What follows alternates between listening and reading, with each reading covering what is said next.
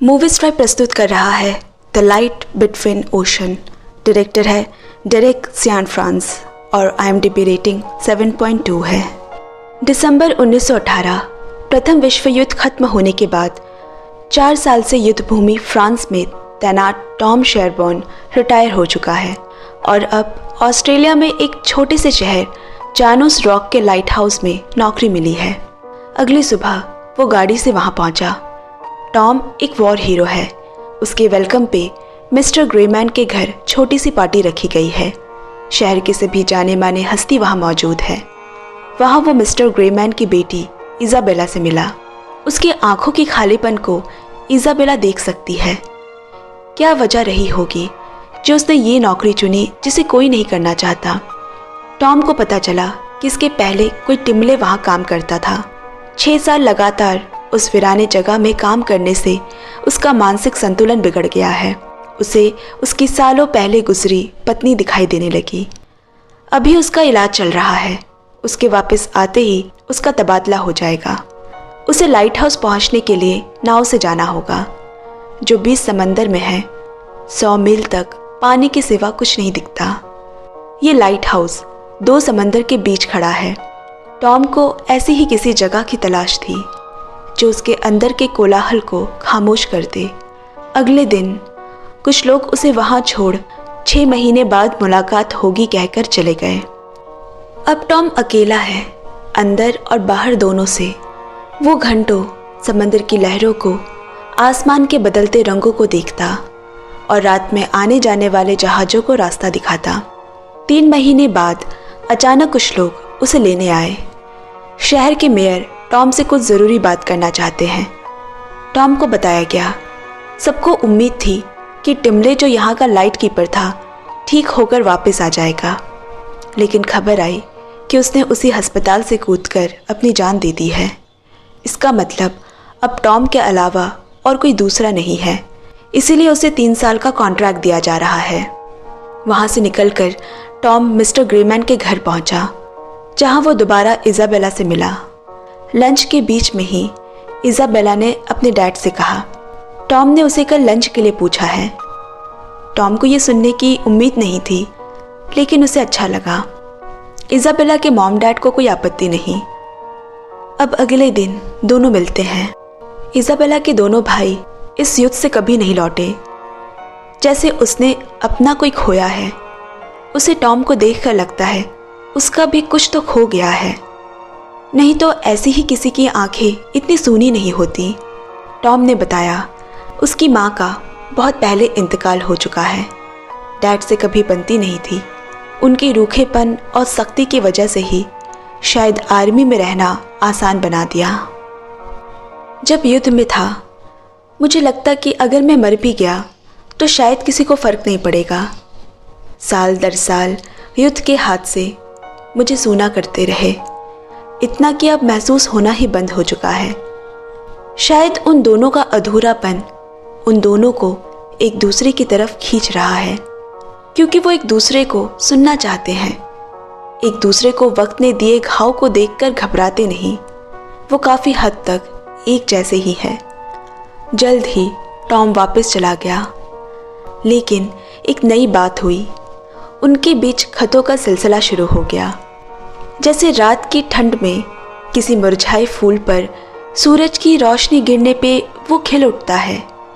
Tom धीरे धीरे Isabella के साथ खिलने लगा और पता ही नहीं चला कब उन खतों से प्यार की खुशबू आने लगी और फिर दोनों ने शादी कर ली। जल्द ही उनकी नई ज़िंदगी की शुरुआत हो गई और वो 4 दीवार से बना कमरा घर बन गया। एक दिन टॉम ने इज़ाबेला को इस लाइट हाउस के मायने बताए। जानूस यानी जनवरी, वो महीना जिसके आगे एक पूरा नया साल है और पीछे बीता हुआ साल, बिल्कुल 2 समंदर के बीच इस लाइट हाउस की तरह। और यकीनन ये उन दोनों की ओर भी इशारा कर रहा है। उनके बीते वक्त और आने वाले कल की तरह वो भी तो बीच में है। धीरे धीरे वक्त अपनी रफ्तार पकड़ता रहा और फिर वो खुशखबरी टॉम के कानों तक आई। वो पापा बनने वाला है।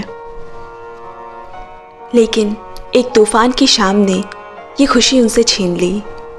इज़ाबेला के पास मदद के लिए कोई नहीं था और टॉम लाइट हाउस में जहाज़ों को रोशनी दिखा रहा था। रात भर इज़ाबेला तड़पती रही और दिन में वो उसके लाइट हाउस के केबिन के पास बेहोश पड़ी मिली। उन्होंने अपने अजन्मे बच्चे को कब्र दी। इज़ाबेला इतनी मायूस हो गई कि डॉक्टर नहीं दिखाना चाहती। क्या होगा उससे? मेरा बच्चा तो वापस नहीं आ जाएगा। टॉम ने उससे वादा किया कि कल जब उनके चारों ओर उनके ढेर सारे बच्चे खेलेंगे तब ये बस एक बुरा सपना जैसा लगेगा। कुछ दिन बाद इज़ाबेला फिर माँ बनी, लेकिन बच्चा ठहर नहीं पाया। एक ही साल में 2 बार मिसकैरेज से इज़ाबेला पूरी तरह टूट गई। वो घंटों घंटों अपने अजन्मे बच्चों की कब्र के सामने पड़ी रहती और एक दिन किस्मत का अजूबा हुआ। टॉम को ऊपर लाइट हाउस से एक नाव आते हुए दिखी। वो दोनों भागते हुए जब उस तक पहुंचे, उसमें एक मरा हुआ आदमी था और एक बच्चा। टॉम ने तुरंत बच्चे को अंदर ले जाने को कहा। इज़ाबेला ने जब बच्चे को अपनी गोद में लिया, उसे सीने से लगा लिया। उसके बाद टॉम क्या कह रहा है उसे सब सुनाई देना बंद हो गया। टॉम ने कमरे में आकर कहा, मुझे रिपोर्ट करनी होगी आदमी और बच्चे की, ये मेरी ड्यूटी का हिस्सा है। इज़ाबेला ने उसे रोकते हुए कहा, आज रहने दो, ये बच्चा बहुत थका हुआ है। टॉम इज़ाबेला की बच्चे पे टिकी नज़र को समझ रहा है। ठीक है, सिर्फ आज, कल सुबह होते ही सबसे पहले मैं रिपोर्ट करूँगा। रात भर इज़ाबेला बच्चे को सीने से लगाए रही और उधर टॉम की आंखों से नींद गायब है। अगली सुबह टॉम को जाते देख इज़ाबेला ने रोककर कहा, ज़रा सोचो, ये बच्चा हमारे पास ही क्यों आया है? क्योंकि ऊपर वाले ने हमारी दुआओं का जवाब दिया है। मैं बस इस बच्चे को अच्छी ज़िंदगी देना चाहती हूँ। टॉम बोला, हम इसे अपने पास नहीं रख सकते, ये नियम के खिलाफ है। हम इसे वापस करेंगे और अगर कोई सामने नहीं आया तो फिर इसे गोद ले लेंगे। फिर इज़ाबेला बोली, इस टापू में ना स्कूल है ना कोई हॉस्पिटल, हमें कभी इस बच्चे को नहीं दिया जाएगा। लेकिन अगर हम किसी को नहीं बताए तो कोई शक नहीं करेगा कि ये बच्चा हमारा नहीं है और उस आदमी को हम पूरे सम्मान के साथ दफनाएंगे। इज़ाबेला के आंसू के सामने टॉम ने घुटने टेक दिए। उस आदमी को दफनाकर जब वो नाव को पार लगा रहा है तो उसे एक चांदी का खिलौना मिला। इधर जल्द ही टॉम ने इज़ाबेला के माँ बाप को संदेश भेजा कि वो नाना नानी बन गए हैं और कुछ हफ्तों में वो घर पहुँचे। उसका नाम लूसी है। सभी बहुत खुश हैं, मानो इस बच्ची की किलकारी ने सब में एक नई जान फूंक दी हो। अब हर 2-4 महीने में वो एक बार इज़ाबेला के घर आते जाते रहते। फिर एक दिन चर्च के बाहर कब्रिस्तान में टॉम ने किसी औरत को सबसे दूर एक कब्र पे बैठे हुए देखा। उसके जाने के बाद वो उस कब्र के सामने गया। लिखा है, बिलव्ड हस्बैंड और बेटी की याद में 26 अप्रैल। टॉम को एक झटका सा लगा।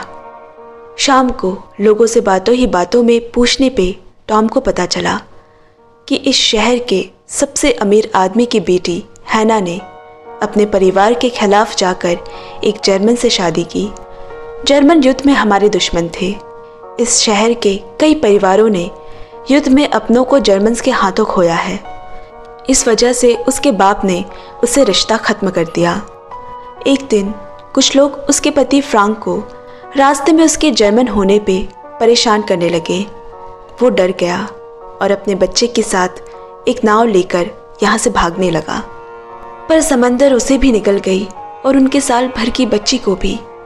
तब से हैना बहुत अकेली हो गई है। टॉम के सामने मानो पूरा का पूरा मंजर सामने आ गया। उस दिन इसी आदमी की नाव उन्हें मिली थी और लूसी उनकी औलाद है। जिस बात को वो भूल बैठा था उसने खुद उसकी नज़रों पे दस्तक दी है। एक तरफ उसका मन बेचैन है, दूसरी तरफ इज़ाबेला की जान लूसी में बसती है। कुछ महीने और बीत गए। किसी के इतने दर्द और तन्हाई के आंसू यूँ बेवजह ज़ाया नहीं होते। और एक दिन टॉम ने अनजान नाम से हैना को एक खत भेजा। लिखा है, तुम्हारी बेटी बिल्कुल ठीक है और तुम्हारे पति को शांति नसीब हुई है। मैं दुआ करूँगा कि तुम्हें हिम्मत मिले। हैना वो चिट्ठी लेकर पुलिस के पास गई। उसके पिता ने किसी भी जानकारी देने वाले को मुंह मांगे इनाम के इश्तिहार छपवाकर शहर में बंटवा दिए। इतने सालों बाद हैना को एक आस मिली है कि उसकी बेटी जिंदा है। हैना एक अमीर घर से होते हुए भी उसने एक ऐसे इंसान से प्यार किया जिससे पूरा शहर नफरत करता था। वो उसके लिए अपने परिवार के खिलाफ गई क्योंकि वो एक अच्छा इंसान था और हैना उसके साथ अपनी छोटी सी दुनिया में खुश थी। खत मिले साल भर होने को आया, लेकिन अब तक हैना के हाथ कुछ नहीं लग पाया। यहाँ टॉम और इज़ाबेला के साथ लूसी बड़ी होने लगी। एक दिन एक पार्टी में उनकी मुलाकात हैना से हो गई। वो इज़ाबेला से बातें कर रही है। फिर टॉम को देखकर हैना ने पूछा, क्या ये मुमकिन है कि कोई छोटी नाव समंदर में खो जाए और दूसरे किनारे पहुंच जाए और उसमें सवार लोगों की जान बच जाए? टॉम ने कहा, इस जिंदगी में कुछ भी मुमकिन है। और तब इज़ाबेला को हैना के साथ हुए हादसे का मालूम हुआ और वो समझ गई कि लूसी उसकी बेटी है। डर और शर्म से इज़ाबेला की तबीयत खराब हो गई। टॉम चाहता है कि अब असलियत लोगों के सामने आ जाए क्योंकि इस जुर्म का बोझ बहुत भारी है। लोगों की नज़र तो कुछ देर चुभेगी, लेकिन खुद की नज़र तो हर पल पीछा करती है, साई की तरह। लेकिन इज़ाबेला तो माँ है। भले ही उसने लूसी को अपनी कोख में नहीं रखा, लेकिन जितनी रातें वो उसके लिए जगी है उस हिसाब से तो वो भी उसकी माँ है। इतना हक तो उसका है लूसी पे। इस बार टॉम ने सबूत के तौर पे वही चांदी का खिलौना जो उस दिन नाव पे मिला था हैना के लेटर बॉक्स में छोड़ आया। गलतियाँ अच्छे लोगों से भी हो जाती है, बस फ़र्क इतना है कि उन्हें इनका एहसास होता है और उसे सुधारने की कोशिश करते हैं। पुलिस ने जगह जगह इश्तिहार लगा दिए। जिस किसी ने ये खिलौना किसी बच्चे के पास देखा हो, बताने पे उसे इनाम में बहुत बड़ी रकम मिलेगी। और इस बार पुलिस को पता चल गया कि टॉम और इज़ाबेला की बेटी लूसी ही हैना की खोई हुई बेटी है। पुलिस जानोस लाइट हाउस पहुंची। टॉम ने सारा कसूर अपने सर ले लिया और कहा, इज़ाबेला को इन सब से दूर रखे। वहाँ हैना के हस्बैंड फ्रैंक की कब्र भी बरामद हुई। टॉम को हिरासत में ले लिया गया और लूसी को इज़ाबेला से छीन लिया गया। पहले से अपना जुर्म कबूल कर चुका टॉम पे पुलिस एक और जुर्म थोपना चाहती है कि टॉम ने ही हैना के पति को मारा है क्योंकि वो एक जर्मन था और फिर उसकी बेटी चुरा ली। टॉम को पता है किसी का कत्ल एक संगीन जुर्म है, वो ये कभी कबूल नहीं करेगा। उसने पुलिस को सब सच बताया। मेरी पत्नी इज़ाबेला भी इसकी गवाह है। अब पुलिस ने इज़ाबेला से पूछताछ की। उसने कहा, हाँ, उसी ने फ्रैंक को मारा है क्योंकि इज़ाबेला टॉम से खफा है। लूसी के बिछड़ने के गम ने उसे अंदर तक तोड़ दिया है। इधर लूसी हैना के पास एक अनजान घर में अनजान लोगों के साथ है, लेकिन उसे अपने घर जाना है। वो अपने माँ बाप को ढूंढ रही है।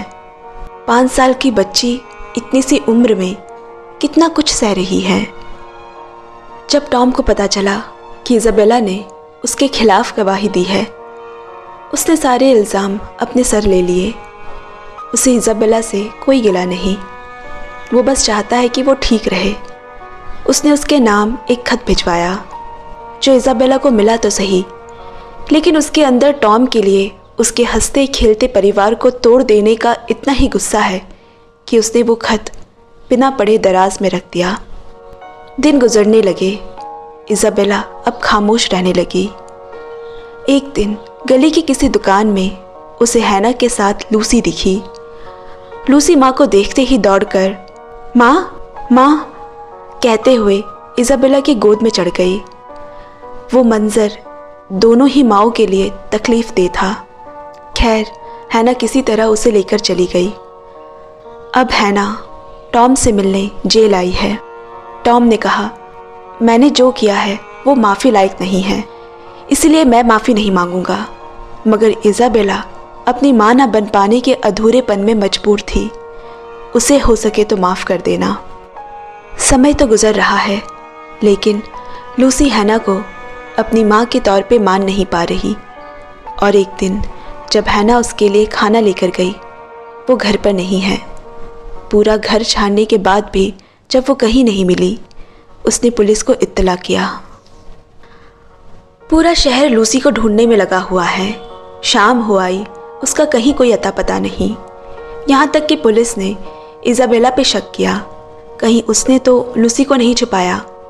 लेकिन उसके पास भी लूसी नहीं है। आखिर में लूसी समंदर किनारे मिली, अपने टापू वाले घर, लाइट हाउस जाने के लिए, जहाँ उसके असली माँ बाप रहते हैं। लूसी को वापस हैना को दिया गया। लेकिन आज हैना को ये बात समझ आई कि भले ही वो एक छोटी सी बच्ची है, लेकिन उसकी ज़रूरतों को नज़रअंदाज नहीं किया जा सकता। उसके अपने माँ बाप के लिए प्यार को दबाया नहीं जा सकता। उसे अपने हस्बैंड फ्रैंक की कहीं एक बात याद आ गई।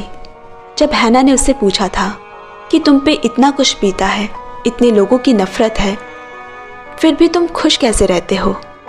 और उसने कहा था, क्योंकि मुझे लगता है पल पल उनकी इतनी सारी दिल दुखाने वाली बातें याद रखना, उन्हें सोचते रहना बहुत मेहनत का काम है।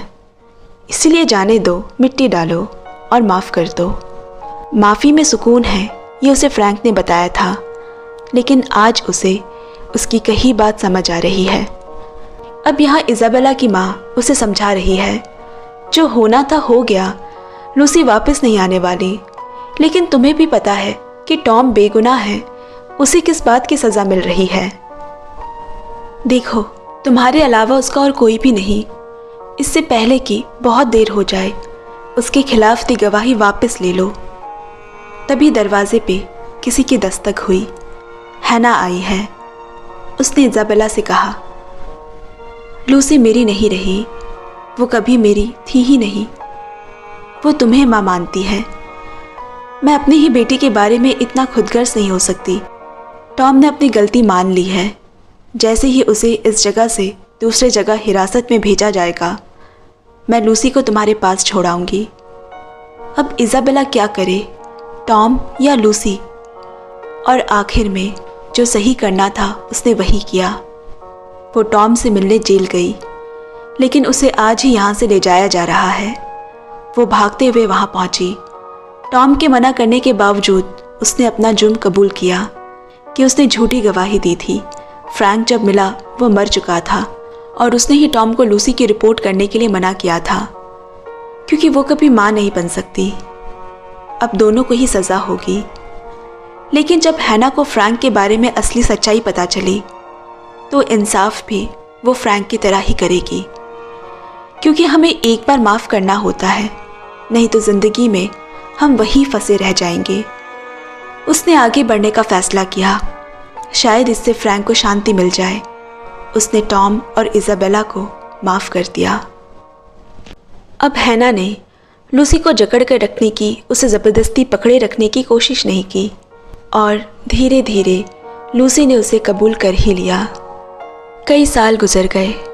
बूढ़ी हो चुकी इज़ाबेला अपने आखिरी वक्त पे है।